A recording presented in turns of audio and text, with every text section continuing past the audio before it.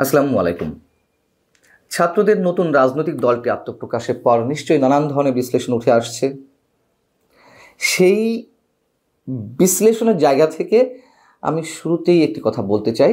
ছাত্ররা নিজেরাই নিজেদের জন্য, নিজেদের দলের জন্য চ্যালেঞ্জ হয়ে উঠল। এ বিষয়ে পরে বলছি। এবং নিশ্চয়ই আমরা চাই নতুন একটি রাজনৈতিক দল হিসেবে তাদের প্রতি আমাদের শুভকামনা জানাতে, কিন্তু শুভকামনা জানাতে গিয়ে বারবার হোঁচট খেতে হচ্ছে, ধাক্কা খেতে হচ্ছে। শুরুতেই আমরা ভয়ঙ্কর ধরনের গলদ দেখলাম। গত ৩-৪ মাসের যে নানান ধরনের বিতর্ক, সেটিও বাদ দিলাম আপাতত। যে ১৬১ সদস্য বিশিষ্ট কমিটি গঠন করা হয়েছে, সেখানে তো আহ্বায়ক, সদস্য সচিব, জ্যেষ্ঠ সদস্য সচিব ইত্যাদি ইত্যাদি পদ তো রয়েছে, মুখ্য সংগঠক, মুখ্য সমন্বয়ক। এর বাইরে আর কি কি পদ রয়েছে, কতজন করে সেই পদে রয়েছে? ১৬ জন যুগ্ম আহ্বায়ক, ৩২ জন যুগ্ম সদস্য সচিব, ১২ জন মুখ্য সংগঠক, ৪৪ জন সংগঠক, ১৪ জন মুখ্য সমন্বয়ক আর ৪৩ জন সদস্য। অর্থাৎ ৪৩ জন সদস্য আর ১১৮ জনই নেতা একটা আহ্বায়ক কমিটিতে, ফুল প্লেস কমিটি নয়।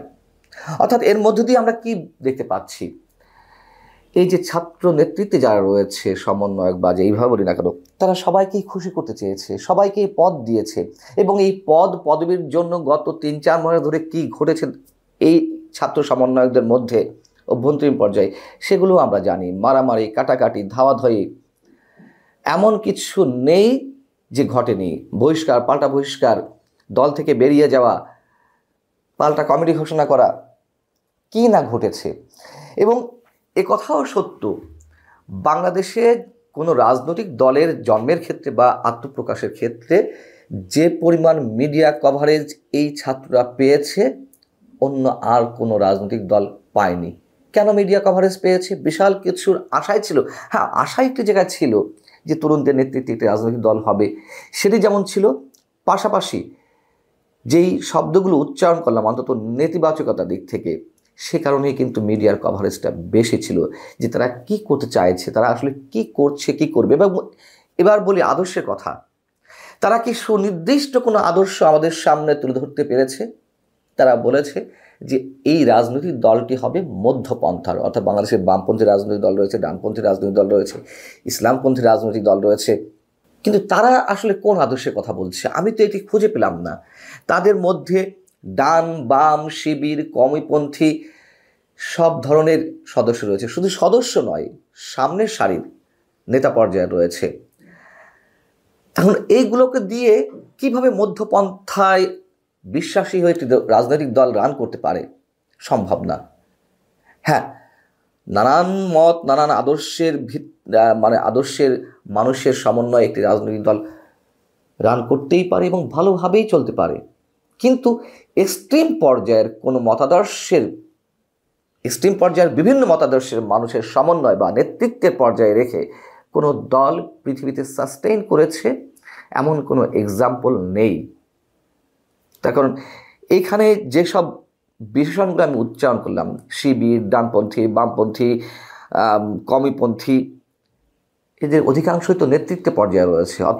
অর্থাৎ নেতৃত্বের দ্বন্দ্ব এখানে প্রকাট আকারের শুরু থেকেই যেমন পাওয়া গেছে, যেমন অধিকাংশ জনই বিভিন্ন পদ পদবীতে, সামনের সারির পদ পদবীতে। অর্থাৎ এগুলো কেন? তাদের নিজেদের মধ্যেই তাদের নিজেদের নেতৃত্বের প্রতি আনুগত্য নেই, সমাজ বা রাষ্ট্রের প্রতি কমিটমেন্ট নেই। তারা প্রত্যেকেই নেতা হতে চেয়েছেন, তারা প্রত্যেকেই এমপি, মন্ত্রী হতে চান। এবং এই রাজনৈতিক দলটি গঠনের যখন নানান ধরনের আলোচনা শুরু হয়, তাদের নিজেদের মধ্যেও মতদ্বৈততা ছিল, মতবিরোধ ছিল। এবং যারা এর সঙ্গে, এই রাজনৈতিক দলের গঠনের প্রক্রিয়ার সঙ্গে জড়িত হতে চাননি, তারা প্রথমেই বলেছেন যে আমাদের কাজটি শেষ, আমরা একটি স্বৈরাচারী সরকারের পতন চেয়েছিলাম, সেই কাজটি শেষ, আমাদের এখন ব্যাক টু দ্য প্যাভিলিয়ন হওয়া উচিত। এবং তারা তাদের বক্তব্যের মধ্য দিয়ে বলেছেন যে ছাত্রদের এই নতুন রাজনৈতিক দল গঠনের প্রক্রিয়াটি হচ্ছে ক্ষমতা যাওয়ার বা ক্ষমতার লোভের বশবর্তী হওয়া। সেটি দেখা গেছে। নতুন রাজনৈতিক বন্দোবস্তের কথা তারা খুব জোরে সোরে বলে আসছিল। আমরা নতুন রাজনৈতিক বন্দোবস্ত কি পেলাম? কিছুই না। যদিও সেকেন্ড রিপাবলিক গঠনের কথা বলা হয়েছে, প্রতিষ্ঠার কথা বলা হয়েছে। এইবার আসি যে তাদের জন্য কেন চ্যালেঞ্জ। এতদিন তারা যে সংবিধান আমাদের এক্সিস্টিং সেটি ছুঁড়ে ফেলতে চেয়েছে, কবর রচনা করতে চেয়েছে, তারা নতুন ঘোষণাপত্র দিতে চেয়েছে। এতদিন তারা বলেছে ছাত্র সমন্বয়ক হিসেবে অথবা গণ অভ্যুত্থানে সামনের সারির নেতা হিসেবে। যদিও গণ অভ্যুত্থানের সামনের সারির নেতাদের অনেকেই তারা নিজ নিজ জায়গায় ফিরে গেছে। অন্যান্য রাজনৈতিক দলের ছাত্র প্রতিনিধি হিসেবে যারা ছিল অভ্যুত্থানে তারা ফিরে গেছে তাদের দলে। আবার অন্য আর এক গ্রুপ আছে, তারা নিজেদের পড়াশোনাতে চলে গেছে বা নিজেদের ব্যক্তিগত কাজে চলে গেছে। একটি অংশ এই যে ভয়ঙ্কর একটি উচ্চাকাঙ্ক্ষা নিয়ে রাজনৈতিক দল গঠনের প্রক্রিয়ার সঙ্গে যুক্ত হলো, তারা আসলে আমাদের সামনে নতুন কোনো রাজনৈতিক বন্দোবস্ত উপস্থাপন করতে পারেনি। তারা সেকেন্ড রিপাবলিক প্রতিষ্ঠার কথা বলেছে, সংবিধান নতুন করে প্রণয়নের কথা বলেছে, সেই একই কথা, এবং পরিবারতন্ত্রের কবর রচনা করার কথা বলেছে। প্রথম কথা হচ্ছে, একটি দলের আত্মপ্রকাশের দিনে এরকম হুঙ্কার বা অন্যের প্রতি অন্য কোনো দলের যেই আদর্শে চলছে তাদেরকে চ্যালেঞ্জ করা, এটি মোটেই সমীচীন হয়নি। দ্বিতীয়ত হচ্ছে যে চ্যালেঞ্জের কথা বলছিলাম, তারা নিজেরা নিজেদের জন্য চ্যালেঞ্জ হয়ে উঠল। যে এতদিন তারা কথা বলেছে, সংবিধানে কবর রচনা করতে চেয়েছে, আরও নতুন নতুন দাবি ছিল, তাদের ঘোষণাপত্র দিতে হবে সংবিধানের নতুন, ইত্যাদি ইত্যাদি। এইগুলো তারা বলেছে ছাত্র সমন্বয়ক হিসেবে বা ছাত্রনেতা হিসেবে। এখন কি হবে? এখন তাদের এই দাবিটি হয়ে গেল একটি রাজনৈতিক দলের দাবি। তো রাজনৈতিক দলের যখন দাবি হবে তখন গণমানুষের কাছে যেতে হবে। তারা মানুষকে যদি কনভিন্স করতে পারে ভোটের মাধ্যমে নির্বাচিত হয়ে, তারপর তো তারা এইগুলো নিয়ে সামনে এগোবে। এর বাইরে তো সম্ভব না। মানে এতদিন যেমন চাপ প্রয়োগ করে নানান ধরনের হুঙ্কার হুঁশিয়ারি দিয়ে একটা সমঝোতা কিংবা চাপ প্রয়োগের মাধ্যমে তাদের দাবি আদায় করে আসছিল বিভিন্নভাবে, ঠিক এই দাবিগুলো তারা সেভাবে জানিয়ে আসছিল। এখন আর কিন্তু মানুষ সেটিকে গ্রহণ করবে না কমন কোনো দাবি হিসেবে, এবং তারা বারবার বলার চেষ্টা করছিল যে এগুলো গণমানুষের দাবি, এগুলো গণমানুষের দাবি হিসেবে এখন আর প্রতিষ্ঠা হবে না। এগুলোই তাদের জন্য রাজনৈতিক চ্যালেঞ্জ, এবং নির্দিষ্ট কোনো আদর্শের কথা তারা বলতে পারেনি। বলেছে পাকিস্তানপন্থী হবে না, ভারতপন্থী হবে না।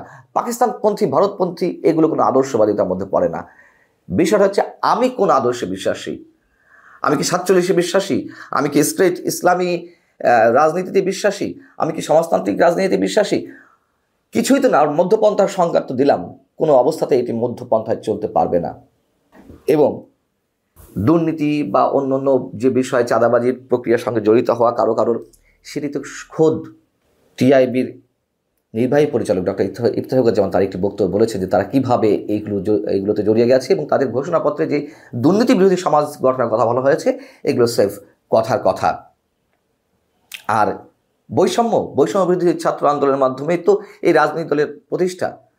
বৈষম্য বিরোধী ছাত্র আন্দোলন এবং গণ অভ্যুত্থান, তারপরে এটি তৃতীয় ধাপে। বৈষম্য যে কোথায় কি হয়েছে, বেসরকারি বিশ্ববিদ্যালয় বনাম ঢাকা বিশ্ববিদ্যালয়, অথবা নারী বনাম পুরুষ, অথবা আরও নানান ক্রাইটেরিয়া, যেমন অন্যান্য যে ছাত্র সমন্বয়ক ছিল, বিভিন্ন ছাত্র সংগঠনের সমন্বয়ক তারা যে সামনের কাতারে ছিল, তাদের সাথে একটা প্রকার বৈষম্য তৈরি করা, এগুলো আর নতুন করে কিছু বলার নেই। এগুলো নিয়ে যথেষ্ট আলোচনা হয়েছে। আর নতুন যে বিষয়টি দেখা গেল যে তারা যে কূটনীতিবিদদের, বিদেশি কূটনীতিবিদদের দাওয়াত দিয়েছিলেন, সেখান থেকে কে এলো? শুধুমাত্র ভ্যাটিকান সিটির একজন প্রতিনিধি কেভিন এস র্যান্ডেল আর পাকিস্তান হাই কমিশনের একজন কাউন্সিলর কামরান ধাঙ্গাল। আমরা দেখেছি না যে অন্য কোনো রাজনৈতিক দলের বিভিন্ন কাউন্সিলে বিদেশি কূটনীতিবিদরা কীভাবে আসেন, কীভাবে সামনের সারিতে বসেন, কিন্তু এখানে তো আর তা দেখা গেল না। তার মানে কি? তার মানে কূটনীতিবিদরা হয়তো সম্ভবত বুঝে গেছেন যে এটি আসলে কোনো রাজনৈতিক দল হবে না, এটা একটা ফাঁপা বেলুন, এখানে গিয়ে নিজেদেরকে বিতর্কের মধ্যে ফেলে লাভ নেই। এবং এই দলটি যেহেতু আত্মপ্রকাশ অনেক আগে থেকে নানান ধরনের বিতর্কের জন্ম দিয়েছে, তাদের ভবিষ্যৎ নিয়ে তারা নিজেরাই সন্দিহান, এটাই বাস্তবতা। অতএব চমকের কিছু নেই, এখানে কোনো চমক ছিল না। গতানুগতিক প্রক্রিয়ায় বরং তুমুল বিতর্কের মধ্য দিয়ে এই দলটি আত্মপ্রকাশ করলো। তারপরও চাইব তরুণ জনগোষ্ঠীর একটি অংশ তো অন্তত এই রাজনৈতিক দলটি গঠন করেছে, আমরা চাই তারা সব ধরনের শুভবুদ্ধির উদয় ঘটিয়ে সব ধরনের ভুল ভ্রান্তির একটা সমাধানের জায়গায় এসে তারা এগিয়ে যাক নতুন বাংলাদেশ বিনির্মাণের পথে, যদিও অনেক সন্দেহ রয়েছে। আল্লাহ হাফিজ, ভালো থাকুন সবাই।